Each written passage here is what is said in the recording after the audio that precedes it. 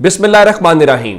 लाखों करोड़ों दुरूदो सलाम मोहम्मद मुस्तफ़ा सल्लल्लाहु अलैहि वसल्लम और आले मोहम्मद पर। मैं हूं उमर दराज गोंदल। जो ट्रंप की विक्ट्री है वो कितनी पाकिस्तान के लिए मानी खेज है या क्या असरात होंगे, मैं आपको बताना ये चाहता हूं कि इस जीत को अभी यूं समझे कि 24 घंटे भी नहीं हुए, लेकिन आगाज इस तरीके से है कि हुकूमती वुज़रा ने तो बाकायदा बौखलाहट के अंदर बोंगियां मारना शुरू कर दी हैं। और फिर इमरान खान बार बार कोई ना कोई ऐसी इनकी नफ्स के ऊपर हाथ रखते हैं कि इनको परेशानी का सामना करना पड़ता है। 6:32 पे इमरान खान के ऑफिशियल ट्विटर हैंडल से डोनाल्ड ट्रंप को टैग करते हुए उनको मुबारकबाद दी गई है। लिखा गया कि congratulations on behalf of myself and PTI to Donald Trump for winning the US presidential elections. The will of the American people held against all odds.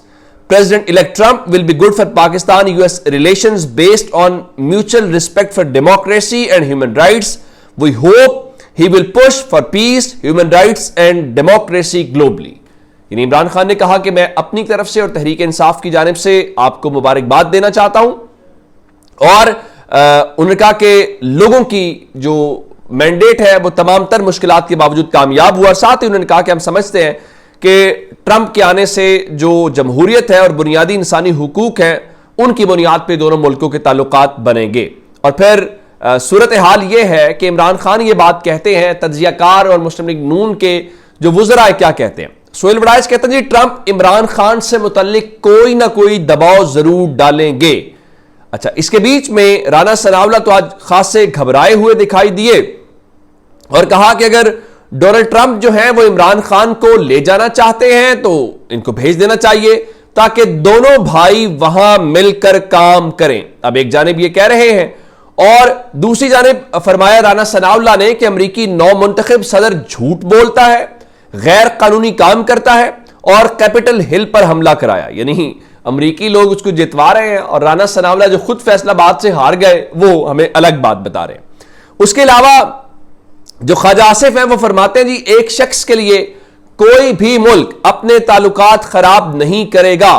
उधर भी इस्टेब्लिशमेंट की हुकूमत है, वहां पाकिस्तान से ज्यादा मजबूत इस्टेब्लिशमेंट है और उनका नहीं लगता कि ट्रंप इमरान खान की रिहाई का कहेंगे।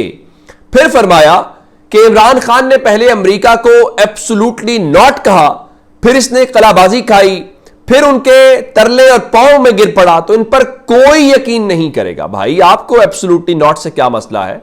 आप क्यों कह रहे हैं कि इमरान खान के ऊपर कोई एतमाद नहीं करेगा और आपको परेशानी क्या है? दूसरी जानिब आप कहते हुए दिखाई दे रहे हैं कि जनाब देखिए वो तो इस तरह से हुई। अब मैं आपको डेवलपमेंट्स बताता हूं फोन खड़कने की और मुलाकातों के हवाले से। आप जानते हैं कि इमरान खान बतौर वजीर आजम अमरीका गए थे और इस दौरान उनके वहां पे जो रिसेप्शन उनका हुआ था वो बड़ा हिस्टोरिक किस्म का था। और आप ये भी जानते हैं कि इमरान खान के सऊदी वली अहद शहजादा मोहम्मद बिन सलमान के साथ ताल्लुकात कैसे हैं। इमरान खान खुद कहते हैं कि वो उनके साथ ताल्लुकात के हवाले से फिर कहा जाता है जब वजीराबाद में इमरान खान पे हमला हुआ तो पहला जो राब्ता इंटरनेशनल हुआ था वो मोहम्मद बिन सलमान साहब की जानिब से हुआ था। आज इमरान खान ने यही कहा कि उन्हें खुशी है कि ट्रंप जीत गए हैं। और आज उन्होंने एक और बात की, जेल के अंदर जो इतलात आ रही हैं, जो रिपोर्ट हो रहा है वहां से, उनका मेरी रिहाई का मामला पाकिस्तान से मुकम्मल होगा, अमेरिका से नहीं। उनका अगर आपको किसी को शक है तो मेरा नाम मुस्तकिल ईसीएल में डाल दे, मैं तो बाहर नहीं जाना चाहता, ना मैं बाहर जाऊंगा, तो आप ये शक व शुबा दूर कर लें। अब मैं आपको बताना यह चाह रहा हूं कि डोनाल्ड ट्रंप जो है उनके हवाले से और शहजादा मोहम्मद बिन सलमान के हवाले से अब पहली खबर यह है कि शहजादा मोहम्मद बिन सलमान और डोनाल्ड ट्रंप के दरमियान टेलीफोनिक राब्ता हुआ है। अब मैं आपको बताना यह चाहता हूं कि जो इनके दामाद हैं ट्रंप के कुशनर, उनका यराना है मोहम्मद बिन सलमान साहब के साथ, बड़ी गहरी दोस्ती है। पाकिस्तान के साथ उनकी दोस्ती जुल्फी बुखारी के साथ है। मैं आपको यह खबर भी दे देता हूं। तो शहजादा मोहम्मद बिन सलमान की और डोनाल्ड ट्रंप का टेलीफोनिक राब्ता हुआ है और उनकी जीत के साथ ही हुआ है। और आपको पता है कि इस दौरान आज एक अहम मुलाकात हुई है उन्हीं सऊदी शहजादे मोहम्मद बिन सलमान के साथ, जिनके अहम राब्ते हैं अमेरिका में और दोस्ती है, ताल्लुकात हैं। और इमरान खान की उस मुलाकात में भी एक बड़ा किरदार था उस शहजादा मोहम्मद बिन सलमान का। तो आज शहजादा मोहम्मद बिन सलमान की एक जानब डोनाल्ड ट्रंप से गुफ्तगू हुई है, दूसरी उनकी पाकिस्तान के army chief general Asim Munir से मुलाकात हुई है।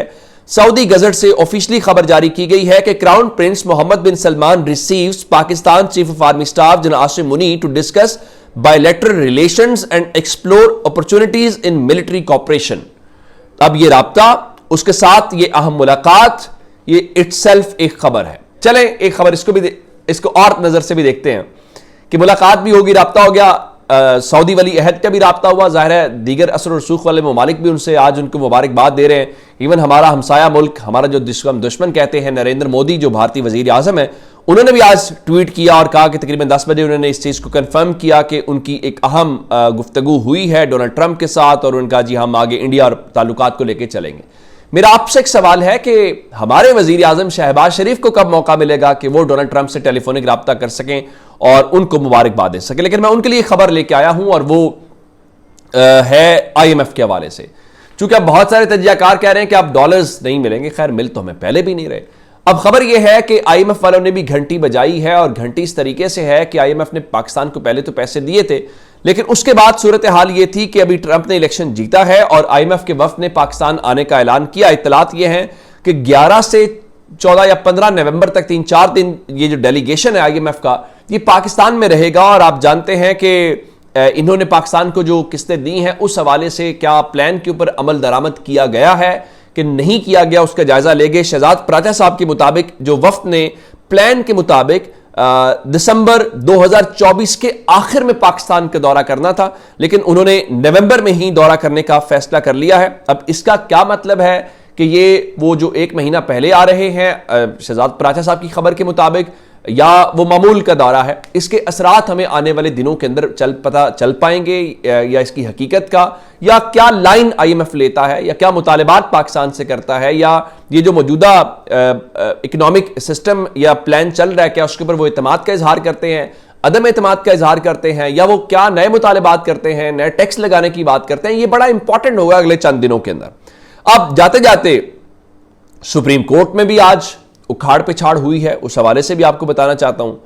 नंबर 1 तो सुप्रीम कोर्ट की जो रजिस्ट्रार हैं जजीला असलम, जिनको काजी फायज ईसा लेके आए थे और हमें बताया गया था कि खातून रजिस्ट्रार लेके आए हैं।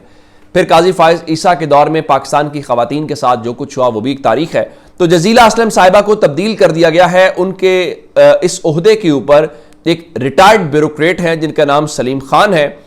उनको कॉन्ट्रैक्ट बेस पे 3 साल के लिए सुप्रीम कोर्ट का रजिस्ट्रार तैनात किया गया है। सलीम खान जो है, जो तहरीक इंसाफ के साबिक वजीर आला थे, जो अब तहरीक इंसाफ से ताल्लुक नहीं रखते, छोड़ चुके हैं, महमूद खान, उनके साथ वो खैबर पख्तूनख्वा के चीफ सेक्रेटरी के तौर के ऊपर काम करते रहे हैं। तो वो सलीम खान जो है वो अब जस्टिस याया आफरीदी के रजिस्ट्रार उनकी सुप्रीम कोर्ट के अंदर काम करेंगे। एक और तब्दीली भी की गई है, और तब्दीली यह है कि जस्टिस याया आफरीदी के जो स्टाफ ऑफिसर हैं वो पाकिस्तान एडमिनिस्ट्रेटिव सर्विसेज से या एक ब्यूरोक्रेट को लगाया गया है। बताया गया है कि ग्रेड 19 के मोहम्मद उमैर जो हैं वो चीफ जस्टिस याया आफरीदी के स्टाफ ऑफिसर तैनात किए गए हैं। और बताया गया है कि वो मार्च से अक्टूबर 2024 तक जो है वो पंजाब में DC झंग के तौर के ऊपर काम कर रहे थे, और 2019 में वो डेरा इस्माइल खान जो उनका इलाका है वहां पे DC के तौर के ऊपर भी काम कर चुके हैं, तो उनको लगाया गया है। अब बताया गया जी काजी साहब तो बड़े मुखालिफ थे कि इस तरह से हुकूमत का असर और रसूख बढ़ता है कि अगर आप वहां से अफसरान ले, काजी साहब ने बाकी तो आंखें बंद रखी, जहां असर और रसूख था तो यहां से क्या फर्क पड़ता है। तो अपना बहुत सारा ख्याल रखिएगा। खुदा हाफिज।